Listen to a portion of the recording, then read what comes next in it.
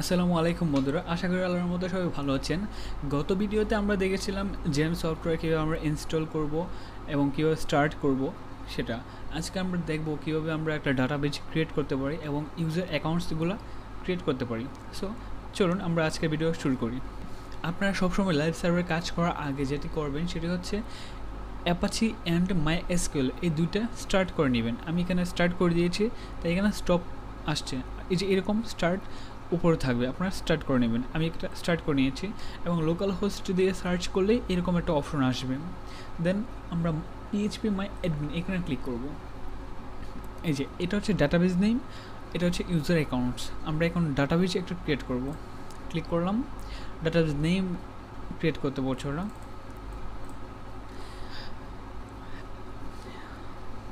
আমি যে কোনো একটা নাম দিয়ে দিচ্ছি, কোনো স্পেস দেওয়া যাবে না।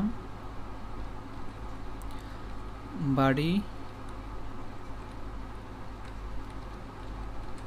সব বিডি এই নামে আমি একটা ডাটাবেস ক্রিয়েট করে নিচ্ছি। এখানে ক্রিয়েট ক্লিক করব। আমার ডাটাবেস নেম ক্রিয়েট হয়ে গিয়েছে। এখন আমি যে কাজটি করব সেটি হচ্ছে ইউজার অ্যাকাউন্টস ক্রিয়েট করব। এই যে এখান থেকে আমরা অ্যাড ইউজার অ্যাকাউন্টস এখানে ক্লিক করব।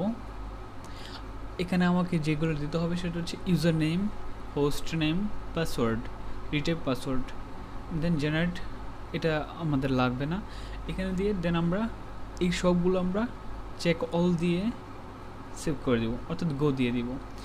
চলুন আমরা সেটা সেট আপ করে নিই। ইউজার নেম আমি এখানে দিয়ে দিচ্ছি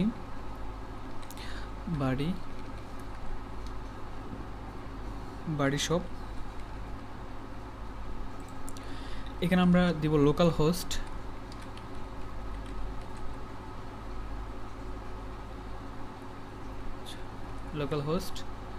পাসওয়ার্ড এখানে দিয়ে দিচ্ছি বাড়ি 1 2 3 4 5 6।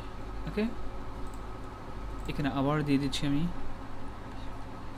বাড়ি 1 2 3 4 5 6। ওকে, দেন আমরা সব চেক অল দিয়ে দিব এবং গো। আমরা এটাকে সেভ দিয়ে দিচ্ছি।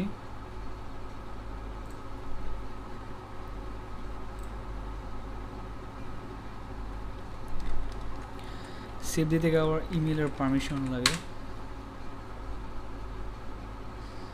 আমাদের পাসওয়ার্ড সেভ হয়ে গিয়েছে। সো বন্ধুরা, এই ছিল আজকে আমাদের ভিডিও।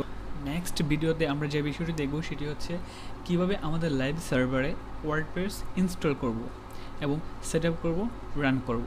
সবাই ভালো থাকবেন, সুস্থ থাকবেন। আল্লাহ হাফেজ।